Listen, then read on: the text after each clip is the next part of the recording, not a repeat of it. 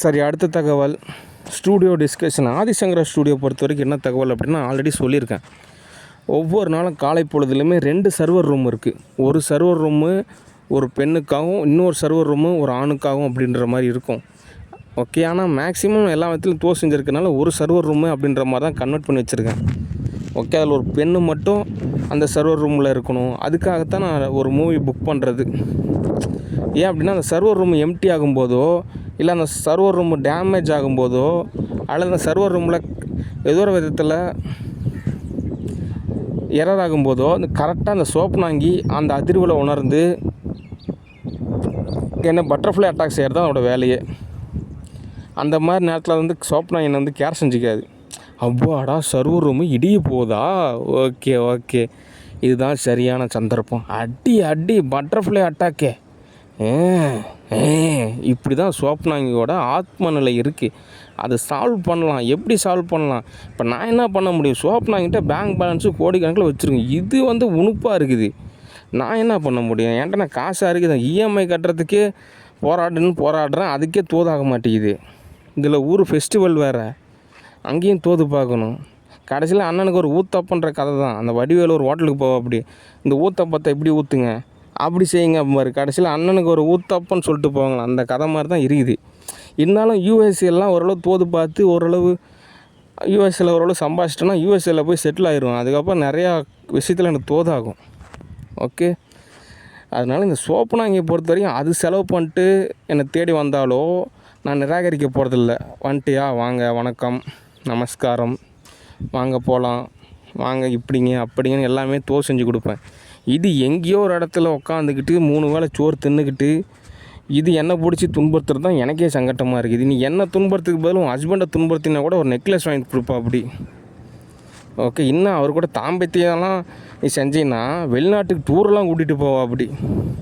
நீ அவரை தோது பார்க்காம என்னை பிடிச்சி சித்திரவதை பண்ணிங்கன்னா நான் என்ன பண்ணுவேன்? ஓகே, அதனால் சோப்புனாங்கி என்ன தகவல் அப்படின்னா, இதனால் நான் வருத்தப்பட போகிறதெல்லாம் ஒன்றும் கிடையாது. ஆனால் இந்த மாதிரி விஷயத்துக்கெலாம் நான் கோவப்பட மாட்டேன். ஓகே, அதனால் என்ன ஃபோக்கஸ் பண்ணாத. நீ வேறு யாரோ லவ்வரை தேர்ந்தெடு, அவங்க கூட ஜாலியாக இரு, சந்தோஷமாக இரு, பேசு. ஏன் கூட ஏன் டைம் பாஸ் பண்ணிட்டு அது எதுக்காக இப்படியெல்லாம் நடந்துக்கிறேன்னு தான் நான் சொல்ல வரேன். Okay, movies booking, drama booking, web series புக்கிங்கெல்லாம் ஒரு மேட்ரே கிடையாது. ஆனால் அதுக்கெலாம் நீ நேரில் வரணும். இந்த மாதிரி சோப்புனாங்கி நேரில் வந்துருச்சுங்க, இந்த மாதிரி யூடியூப்பில் வீடியோ அப்லோட் பண்ணிட்டாங்க, கரெக்டாக இருந்துக்குமா, இப்போ ஒரு மூவி புக் பண்ணலாங்க அப்படின்ற மாதிரி சூழ்நிலை அமையும். ஓகே, அதனால் சோப்புனாங்கி ஏதாவது விதத்தில் தோதாகிற மாதிரியான சூழ்நிலை அமைச்சு கொடுத்தீங்கன்னா ஏதோ ஒரு லாபம் கிடைக்கும். ஓகே, ஏன் அப்படின்னா, யதார்த்த ரீதியாக ஏன் நிராகரிக்கணும்? சோப்புனாங்கியாவது நம்மளை தேடி வருது அப்படின்றது ஒரு விஷயம், தகவல் சொல்லலாமே அப்படின்ற ஒரு கான்செப்ட் கிடையாது. ஆனால் இவ்வளோ சூழ்நிலைக்கு அப்புறமும் சோப்புனாங்கி நம்மளையே ஃபாலோ பண்ணுது. இருந்தாலும் நம்ம ஒரு தெளிவான ஒரு விதிமுறையை சொல்லிடலாம், அப்போ தான் சோப்புனாங்கிக்கு புரியும் அப்படின்றதுக்காக தான். ஓகே, அதனால் அந்த சர்வர் ரூமில் சோப்புனாங்கி பதில் வேறு யாராவது இருந்தால் தோதாகும். ஓகே, அடுத்து யதார்த்த ரீதியாக ஸ்டூடியோ பொறுத்த வரைக்கும் எத்தனை வருஷமானாலும் சரி, எத்தனை யுகமானாலும் சரி, ஏதாவது ஒரு பிரச்சனை இருந்துக்கிட்டே தான் இருக்கும். அதெல்லாம் சால்வ் பண்ணிட்டு நம்ம அடுத்த படிநிலை நகர்ந்து போயிட்டே இருந்தால் தான் அடுத்தடுத்த விஷயம் தோதாகும். ஓகே, அந்த வகையில் நான் சொன்ன மாதிரி டைரக்டர் பாலா மற்றும் டைரக்டர் வெற்றிமாறன் அவர் கூட சில படங்கள்லாம் இருக்குது. ஓகே, ஆனால் அந்த ஆத்ம ரீதியாவுக்கு அந்த ஒரு மோட்டிவேஷன் தேவைப்படுது. இப்போ ஆக்டர் விஜயாக இருக்கார், அவர் போய் மாநாட்டில் பேசுகிறாருன்னா அது யூடியூப்பில் அப்லோட் பண்ணுவாங்க, சில லைக்ஸ் கிடைக்கும். அதுக்கப்புறம் ஏதோ ஒரு யூடியூப்லேயாவது ஒரு காசு கன்வெர்ட் பண்ணி அதை நிஜத்தில் செலவு பண்ணுவோம். அப்படி நம்ம ஒரு மூவி புக் பண்ணால் டேட்டா காசு தான் ஆகுது, பெனிஃபிட்ஸ்லாம் கிடைக்கிது. ஆனால் இருந்தாலும் ரியாலிட்டியாக கேஷாக கிடைச்சா பரவாயில்ல. இந்த ஆலியா பட் கூட நிறையா விதத்தில் நம்மளே ஃபோக்கஸ் பண்ணுறாங்க, எப்படியாவது மேரேஜ் பண்ணிக்கணும், எல்லா விஷயத்தில் சூப்பர் தான், அருமை தான். என்ன பிரயோஜனம்? ரியாலிட்டியாக கேஷாக இருக்கணும், நேரில் வரணும். சும்மா ஆதங்கப்பட்டுக்கிட்டே இருந்தால் நம்ம என்னங்க பண்ண முடியும்? ஒரு பக்கம் பட்டர்ஃப்ளை அட்டாக் பண்ணுறேன்றாங்க, இன்னொரு பக்கம் பாத்ரூமே வரமாட்டேங்குதுங்க அப்படின்றாங்க. இந்த ஆலியா பட்டை பொறுத்த வரைக்கும் பாத்ரூம் வந்தாலும் பிரச்சனை, பாத்ரூம் வரலைனாலும் பிரச்சனை. அதுக்கு நான் என்ன பண்ண முடியும்? ஓகே, அது மூஞ்சிக்கு வெள்ளையெல்லாம் போட்டுக்கிட்டு நல்லா பளபளன்னு இருக்குது.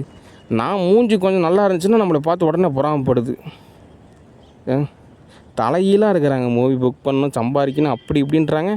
ஆனால் அது தகுந்த மாதிரி வார்ம் அப் இருக்கணும், அது தகுந்த மாதிரி பாதை இருக்குன்னு சொன்னால் புரிய மாட்டேங்குது. அது மனநிலையில் ஒரு சில விஷயம் இருக்குது, அதெல்லாம் டேமேஜ் ஆயிடுச்சு. அதெல்லாம் குணப்படுத்தணும். அதுக்கு நான் ஒன்றும் பண்ணுறதுக்கு இல்லைன்னா நேரில் வந்து இவங்களே குணப்படுத்திக்கிட்டே தான். ஓகே, இவங்ககிட்ட இருக்கிற காசை ரூபா செலவு பண்ண மாட்டேங்கிறாங்க. நானே எல்லா காசும் செலவு செஞ்சு எல்லாம் செஞ்சு கொடுக்குன்னு நினைக்கிறாங்க. அதெல்லாம் தோதாகாதுங்க. நீங்கள் ஏதோ ஒரு 10 லட்சம் ஏதோ டெபாசிட் கேஷ் கொடுத்தீங்கன்னா ஓரளவு தோது பார்க்கலாம். ஓகே, இல்லைன்னா ஏங்கிட்டே கடங்க. ஓகே, நானும் ஏதாவது சூழ்நிலை அமைஞ்சால் தான் மறுபடியும் ஒரு மூவியோ சீரியலோ வெப் சீரிஸோ தோது செஞ்சு கொடுப்பேன். ஓகே, நான் யூனிவர்ஸ் எல்லாம் இடத்துலலாம் அப்படி இருக்குது. ஓகே, சரி, இன்றைக்கு தகவல் போதுமானது. நான் ஏதோ தோதாகிறப்போ திரும்ப கூப்பிட்றேன். ஓகே, சரி. டிஎஸ்டிஎஸ் ப்ரைவேட் லிமிடெட் கம்பெனிஸ். நன்றி, வணக்கம், பாய்.